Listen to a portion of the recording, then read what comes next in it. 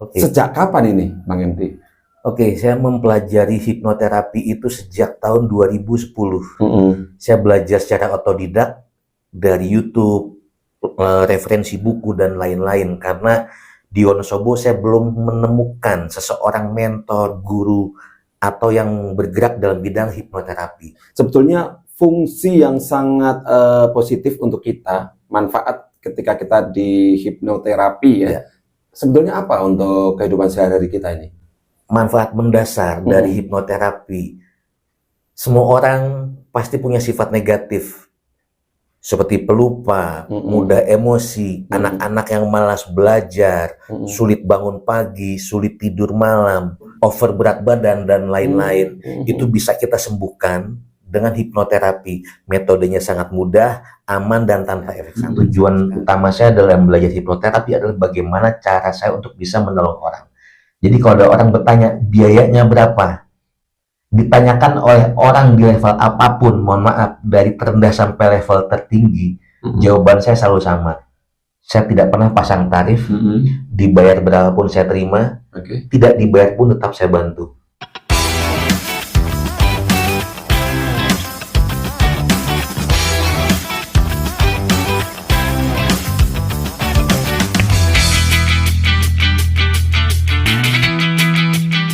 Halo, assalamualaikum warahmatullahi wabarakatuh. Apa kabar sahabat Om Agil Channel? Ketemu lagi bersama saya Agil Saputra di Om Agil Channel. Nah, untuk kesempatan kali ini podcast kita bersama salah satu narasumber yang menurut saya sesuatu banget, istimewa banget karena dia adalah seorang yang bisa meramal, bisa menyembuhkan orang-orang yang berpikiran negatif ya, dan juga bisa membangkitkan semangat kita. Dia adalah sosok seorang hipnoterapis. Kita sapa aja Bang MT ya. Betul, Bang MT apa kabar? Alhamdulillah baik. Lama sekali nggak ketemu ini karena satu kota di Wonosobo, akan tetapi karena kesibukannya masing-masing ya. Betul. Kita bisa jarang berjumpa. Di kesempatan kali ini alhamdulillah ketika saya hubungi kemarin-kemarin baru saja bisa ketemu hari ini. Nah, kita akan mengetahui sahabat Om Agil Channel seputar dunia hipnoterapi, apa sih ataupun bagaimana sih fungsi kegunaannya. Namun demikian saya juga mau ngobrol terlebih dahulu tentang perjalanan karir Bang MT menjadi seorang hipnoterapis. Sejak kapan ini Bang MT? Oke, saya mempelajari hipnoterapi itu sejak tahun 2010. Saya belajar secara otodidak dari YouTube, referensi buku dan lain-lain, karena di Wonosobo saya belum menemukan seseorang mentor, guru, atau yang bergerak dalam bidang hipnoterapi. Makanya saya belajar sendiri, mencari referensi sendiri, sampai akhirnya bisa. Kemudian setelah saya bisa hipnoterapi sendiri, dengan belajar sendiri, barulah saya sekolah di Jakarta. Tujuannya apa saya sekolah? Supaya saya mendapatkan ijazah, sertifikat, legalitas. Jadi supaya teman-teman mengerti bahwa hipnotisnya MT ini ilmiah. Tidak ada unsur mistis, magic, mantra, ritual, dan lain-lain, tidak ada. Jadi metode saya ilmiah, tujuannya juga positif. Nah, Bang MT, sebelum ke topik bahasan yang lebih melebar lagi, saya masih penasaran seputar dunia hipnoterapi. Ya. Sebetulnya fungsi yang sangat positif untuk kita, manfaat ketika kita di hipnoterapi ya. Sebetulnya apa untuk kehidupan sehari-hari kita ini? Manfaat mendasar dari hipnoterapi, semua orang pasti punya sifat negatif seperti pelupa, mudah emosi, anak-anak yang malas belajar, sulit bangun pagi, sulit tidur malam, atau over berat badan dan lain-lain. Itu bisa kita sembuhkan dengan hipnoterapi. Metodenya sangat mudah, aman, dan tanpa efek samping sama sekali. Luar biasa ya ternyata ya. Ini Bang MT sudah mendalami sekitar 14 tahun 14 tahun. Karena dari 2010 sekarang 2024 sudah akhir, berarti hampir memasuki tahun ke-15 ya. Betul sekali. Nah, kenapa ini pilih menjadi hipnoterapis? Alasan mendasarnya dari Bang MT, dari kegelisahan apa ini sehingga tiba-tiba yang saya tahu dulu awal-awal kenal entertainer. Kayak saya lah ya, kadang MC, kadang ngeband gitu kan. Betul. Apa ini Bang MT ini alasannya nih?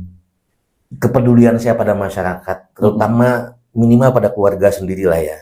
Saya kepengen punya suatu kemampuan yang bermanfaat buat orang lain, dan saya melihat hipnoterapi belum ada di Wonosobo. Makanya waktu itu saya berpikir, lebih baik saya belajar hipnoterapi supaya bisa bermanfaat minimal untuk keluarga saya dan juga mudah-mudahan bisa bermanfaat bagi masyarakat luas di Wonosobo dan juga lain-lain. Karena ya alhamdulillah dengan lebih dari 10 tahun perjalanan karir saya, klien saya tidak hanya di Wonosobo tapi juga sudah di kota-kota lain, luar pulau, bahkan sudah ada beberapa dari luar negeri juga, alhamdulillah. Oh, luar biasa ya.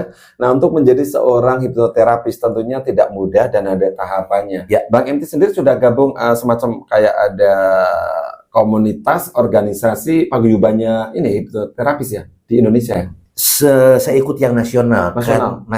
Karena di Wonosobo tidak ada komunitas hipnoterapi. Saya ikut IBH, Indonesian Board of Hypnosis. Di situ yang boleh bergabung dalam IBH adalah kami atau hipnoterapis yang bersertifikat atau berlisensi nasional. Saya sudah mendapatkan beberapa gelar. Pertama CH, Certified of Hypnosis. Itu adalah ijazah dasarnya sebagai seseorang yang menguasai hipnotis. Kemudian yang berikutnya ada sejenis penjurusan. Jadi jurusan saya adalah hipnoterapis, jadi saya mendapatkan ijazah CHT, Certified of Hypnotherapist. Itu untuk penjurusan. Kemudian saya sekolah lagi, saya mendapatkan gelar CI, Certified of Instructor. Nah, dengan sertifikat CI ini, saya boleh mengajar atau membuka kelas sebagai seorang guru, sebagai mentor, atau sebagai seorang instruktur. Kemudian terakhir di tahun 2018, dengan berkembangnya skill saya, karena saya selalu mengupgrade kemampuan saya berhasil mendapatkan gelar Master of Hypnosis. Wow, luar biasa. Nah, artinya sahabat Om Agil Channel yang kebetulan nih nonton tayangan kita ini, kok wah tiba-tiba saya pingin kayak Bang MT ataupun belajar, bisa ya? Sangat boleh. Melalui Bang MT bisa tadi dibuka kelas baik private ataupun mungkin secara kelompok bersama-sama. Betul sekali. Jadi silakan nanti bisa DM kami juga, menghubungi kami, atau nanti di akhir video tentunya kita bisa mengetahui kemana ketika mau gabung sama Bang MT sebagai mungkin calon peserta atau peserta didik ataupun yang ingin belajar hipnoterapi. Betul sekali.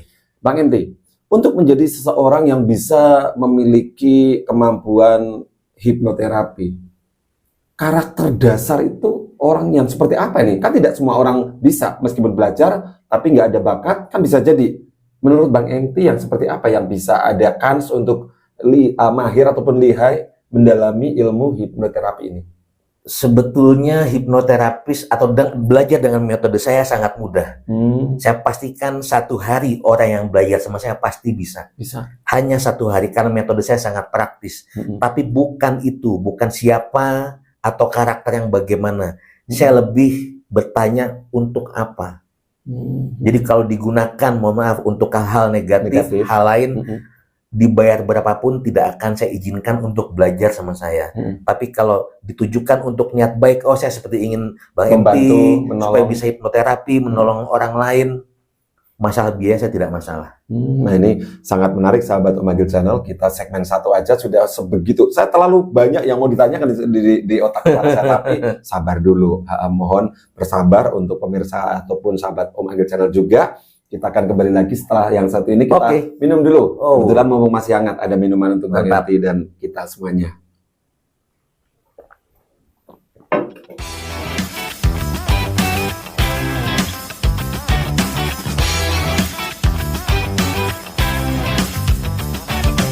Oke sahabat Om Agil Channel, kali ini bersama saya Agil Saputra kembali lagi di segmen yang kedua. Kita ngobrol bersama Bang MT, seorang hipnoterapis yang tentunya sudah malang melintang dengan berbagai persoalan yang ada. Nah, sekali. Saya pengen tanya selanjutnya nih Bang MT, sudah berapa kasus ataupun rata-rata kasus yang ditangani seperti apa ini Bang MT? Kalau berapa kasus sudah tidak terhitung ya. Hitungannya saya 1 hari minimal atau rata-rata 3 klien. Dalam 1 tahun itu 365 hari. 3 kali 365 kali 14 tahun. Wow, ribuan kasus. Ya, jadi kalau dihitung berapa jumlahnya ya sekian lah. Tapi kalau ditanya atau pertanyaannya jenis-jenis kasus apa yang paling sering saya tangani juga bermacam-macam. Dari tahun ke tahun kasusnya meningkat, berbeda-beda dan makin unik. Dari yang paling sederhana, misal kecanduan rokok, kecanduan alkohol, anak kesulitan belajar dan lain-lain, itu bisa kita tangani juga dengan hipnoterapi. Kemudian di tahun-tahun berikutnya meningkat ada kelainan seksual, itu juga bisa kita tangani dengan hipnoterapi. Berikutnya makin kesini makin unik lagi mengenai masalah-masalah kejiwaan. Sebagai contoh, mungkin di zaman dulu kita taunya penyakit kejiwaan atau pikiran itu hanya stres, stres. Tapi makin kesini itu ada depresi, ada anxiety, ada NPD, bipolar dan lain-lain. Saya harus mempelajari itu semua untuk bisa menyelesaikan kasus itu dengan baik. Padahal basic keilmuan atau akademis saya adalah sarjana ekonomi sebetulnya. Nggak nyambung ya? Sebetulnya dari basic pendidikannya nggak nyambung ya? Sangat nggak nyambung, tapi selama kita mempunyai keinginan untuk belajar, saya yakin apapun bisa kita pelajari. Jadi dengan perkembangan kasus-kasus tadi, saya harus mempelajari, bipolar gejalanya seperti ini, penanganannya seperti ini, sugestinya harus seperti ini. Kemarin meningkat lagi ada yang disebut dengan anxiety disorder. Anxiety disorder ini adalah penyakit pikiran yang orang itu selalu merasa was-was, merasa takut, tapi sebabnya nggak jelas. Sebagai contoh, misal dikasih minum, padahal sederhana, tapi orang ini pasti takut, pasti diracunin. Itu merupakan salah satu penyakit juga ya? Penyakit pikiran. Was-was gitu ya? Was-was, ketakutan yang teramat sangat, bahkan tanpa sebab. Kemarin meningkat pada saat COVID. Itu meningkat sekali. Kemudian ada beberapa kasus bipolar itu naik emosi secara drastis. Dia habis ngobrol dengan santai, tidak ada sebab dia bisa tertawa terbahak-bahak. Kemudian dalam hitungan detik dia bisa menangis terseduh-seduh. Itu bipolar itu ya. Naik emosi secara drastis, signifikan ya. Gitu. Jadi banyak sekali kasus-kasus yang sudah saya tangani, yang unik-unik juga, luar biasa sekali. Jadi buat teman-teman juga jangan takut untuk konsultasi, menanyakan hal apapun, insya Allah kita bisa memberikan solusi yang baik. Nah, Bang Henti, ini berbagai persoalan sudah dihadapi, sudah ditangani kasus per kasus, kemudian solusinya juga udah ketemu. Media, tentunya kan orang penasaran, menggunakan media apa nih Bang Henti dalam menangani setiap kasus kan berbeda. Apakah dengan istilahnya modal yang sama, kemampuan yang sama, atau ada media-media yang lain untuk bisa menyembuhkan salah satu pasien dengan gejala ataupun penyakit tertentu, ataupun istilahnya apa ya namanya, kasus tertentu ini seperti apa nih? Saya hipnoterapis, jadi hipnoterapis itu tidak menggunakan obat, tidak menggunakan apapun. Kami hanya memberikan sugesti-sugesti yang tepat sesuai dengan kebutuhan klien tersebut. Sebagai contoh, ada seorang anak yang kesulitan belajar. Saya yakin semua anak mengalami kesulitan dalam belajar. Kita bisa tanya, yang pelajaran yang paling sulit apa? Misal matematika. Yang paling gampang apa? Bahasa Indonesia. Di situ dengan hipnoterapi kita bisa membuat matematika itu sama mudahnya, sama menyenangkannya seperti bahasa Indonesia. Dan kita juga bisa memberi sugesti. Tidak ada pelajaran yang sulit. Semua pelajaran adalah mudah. Sekolah adalah tempat yang menyenangkan. Kan enak buat para pelajar, seperti itu. Kemudian juga untuk kasus-kasus yang lain kita memberikan sugesti-sugesti yang tepat. Jadi intinya tidak ada obat, tidak ada hal-hal tertentu. Kami hanya memberikan sugesti yang tepat aja. Artinya memang sugesti-sugesti itu ya, termasuk mungkin dalam hal ini fobia tertentu ya. Fobia yang bisa masuk ya. Betul sekali. Bisa ditangani Bang MT gitu ya. Takut ketinggian, takut cicak, sementara orang lain dengan santainya naik ke gunung atau ketinggian tertentu, itu salah satu fobia bisa kita sembuhkan. Wah, luar biasa. Ini semakin menarik ini obrolan kita di hari ini bersama Bang MT tentang dunia hipnoterapi. Kebetulan ada pakarnya. Siapa tahu kita butuh terapi dari seorang terapis yang tepat. Jadi biar tidak salah orang, nanti bisa menghubungi Bang MT. Betul sekali. Karena sekarang di Wonosobo sudah ada beberapa hipnoterapis lain, tapi setahu saya, mohon maaf, tidak ada legalitasnya. Gitu ya. Jadi buat saya, untuk memberikan rasa aman, memberikan rasa nyaman pada pasien, pada klien, tanyakan apakah si terapis tersebut mempunyai ijazah, sertifikat atau legalitas. Karena itu sangat penting. Ya. Dengan kita mempunyai legalitas, berarti kita sudah bisa bekerja melalui prosedur-prosedur atau step-step yang benar. Oke. Itu. Nanti bicara tentang legalitas dan juga kasus per kasus. Tentunya sahabat Om Agil Channel ada yang penasaran. Berapa biayanya ataupun istilahnya apa ya, karena sesuai dengan profesinya yang kalau menurut saya tidak semua orang memiliki kemampuan seperti ini, kan begitu. Bagaimana kalau ada seseorang pasien yang ingin menyembuhkan dirinya dari satu kebiasaan buruk terhadap dirinya, seperti apa ini? Oke, mengenai biaya ya. Niat saya belajar hipnoterapi adalah untuk menolong orang. Semua orang pasti butuh uang lah ya. Semua orang pasti butuh uang, tapi itu bukan tujuan utama saya. Tujuan utama saya dalam belajar hipnoterapi adalah bagaimana cara saya untuk bisa menolong orang. Jadi kalau ada orang bertanya biayanya berapa, ditanyakan oleh orang di level apapun, mohon maaf, dari terendah sampai level tertinggi, jawaban saya selalu sama. Saya tidak pernah pasang tarif, dibayar berapapun saya terima, tidak dibayar pun tetap saya bantu. Jadi jangan takut untuk datang ke saya. Nah, siapa tahu di tayangan kali ini ada yang bertanya-tanya, sebetulnya pengen nih, istilahnya konsultasi bersama Bang MT, tapi saya takut istilahnya di budgeting ataupun biaya. Ternyata tidak ada patokan biaya khusus ya. Tidak monggo seikhlasnya saja. Yang pasti mudah-mudahan juga bermanfaat bagi seluruh yang ditanganin. Betul. Kemudian dengan ini juga Bang MT sudah merasa puas karena ilmunya bermanfaat bagi orang lain, begitu ya. Tujuan saya seperti itu, memberi manfaat untuk orang lain, bisa membantu orang lain. Karena logikanya orang yang minta tolong itu kan sebetulnya orang sedang kesusahan. Betul. Maka kok kita tambah lagi dengan biaya dan lain-lain. Betul. Menurut saya ya kurang pas. Sangat menarik bahasan kita, dan satu segmen lagi nanti sebelum closing kita akan kembali lagi ngobrolin tentang dunia hipnoterapi bersama hipnoterapis kita Bang MT. Minum lagi Bang. Oke.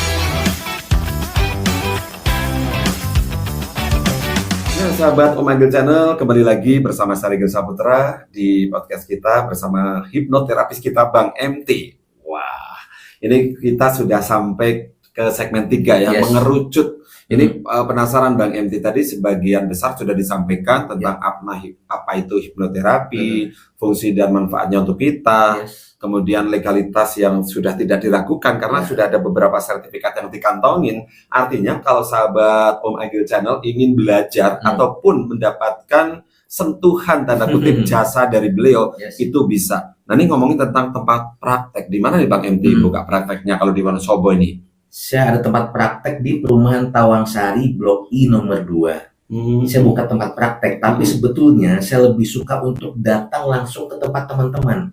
Oh begitu ya? Para klien. Kenapa? Karena saya yakin tempat paling nyaman adalah rumah sendiri, home sweet home. Jadi mereka kalau datang ke tempat saya mungkin merasa dihakimi, merasa takut dan lain-lain. Tapi kalau di rumah sendiri, mereka akan merasa nyaman ya, lebih nyaman, lebih aman, lebih terlindungi. Ini secara psikologis si pasien atau klien juga berpengaruh ya, sangat ketika harus ke tempat praktek ataupun terapisnya yang ke rumah begitu ya. Nah ini tanya sekali lagi, untuk terapis sudah kita tidak istilahnya tidak kita ragukan lah hipnoterapisnya ya. Keahlian lain dari Bang MT apalagi nih mungkin terkait ramal-meramal? Ya, sebetulnya banyak sekali ya. Seperti tadi saya sampaikan, saya orang yang senang sekali belajar. Tapi di beberapa tahun ini saya sedang mendalami dunia ramal, baik itu tarot, ramal lewat angka dan lain-lain. Tapi saya lebih tertarik untuk mempelajari angka, gitu. Karena ternyata para pendahulu kita dalam membuat sesuatu itu sangat dipikirkan. Contoh misal angka 0 bentuknya seperti ini, itu ternyata diberi makna, diberi arti dan diberi kekuatan dan lain-lain. 1, 2, 3 dan selanjutnya itu ternyata semua angka mempunyai makna dan kekuatan tersendiri. Dan saya juga orang yang detail. Jadi mungkin teman-teman kalau di TikTok sering melihat ramal berdasarkan zodiak. Menurut saya agak kurang spesifik. Karena apa? Contoh zodiak saya Gemini. Masa iya orang berzodiak Gemini ribuan orang, jutaan orang bernasib sama? Sama, iya betul. Jadi menurut saya kurang spesifik. Ramal lewat tanggal lahir, orang yang bertanggal lahir sama bulan, sama tahun, sama, itu jutaan orang. Apakah jutaan orang ini juga bernasib sama? Betul. Jadi menurut saya juga kurang spesifik. Saya mencari lagi bagaimana saya mempelajari metode ramal lewat angka ini, tapi yang spesifik. Saya baru menemukan metode atau belajar sebetulnya, bukan menemukan, belajar metode meramal yang baru itu lewat 4 nomor terakhir nomor HP. Oh bisa ya? Bisa sekali. 4 nomor handphone kita, 4 digit terakhir nomor HP kita. Logikanya bagaimana? Kan nomor HP 4 digit pertama itu kan menunjukkan provider. 2 digit berikutnya menunjukkan wilayah Jawa Timur, Jawa Tengah, dan selanjutnya. Tapi 4 digit terakhir ini adalah milik kita pribadi. Tidak akan ada yang sama.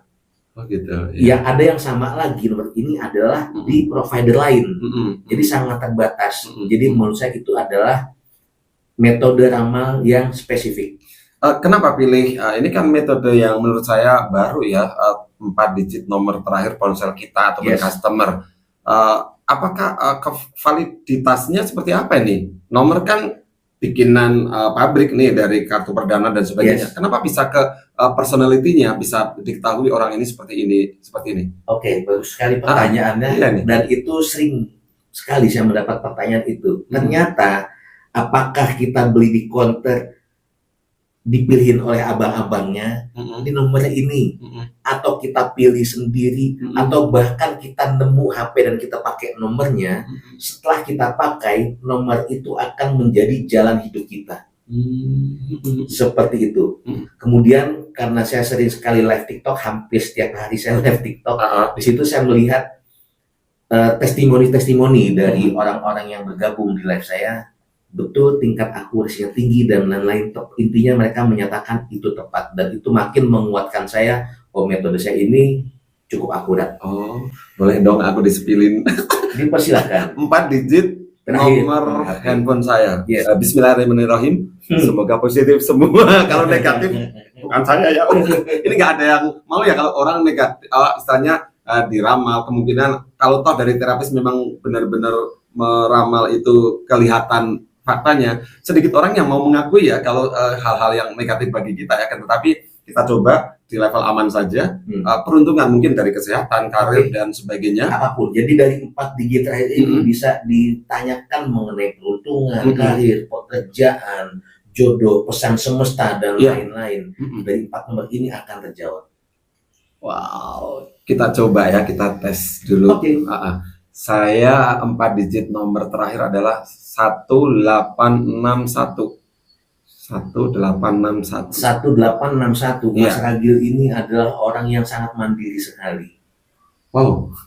1. Itu orang yang sangat mandiri. 8. Sangat menyukai proses apapun, mencoba ini, mencoba hal itu. Jadi sangat positif sekali. Mas Ragil orang yang tidak suka mengandalkan orang lain. Mas Ragil mandiri sekali, bisa melakukan apapun sendiri, lebih suka melakukan apapun sendiri. Melakukan proses-proses tersebut dengan baik. Kemudian 1861. Banyak menghindari orang-orang yang tidak, atau menghindari orang-orang yang toksik. Sangat memilih, sangat selektif dalam bergaul. Bukan berarti Mas Ragil memusuhi seseorang, tidak. Tapi lebih menghindari orang-orang yang akan memberi dampak negatif pada Mas Ragil. Jadi dari nomor ini keren. 1 angka terakhir kan 1 ya. Awalnya 1, kemudian belakang 1. 1 yang terakhir? 1 yang terakhir tetap akan menjadi orang yang sangat mandiri, dihargai seseorang, tipe leader. Amin.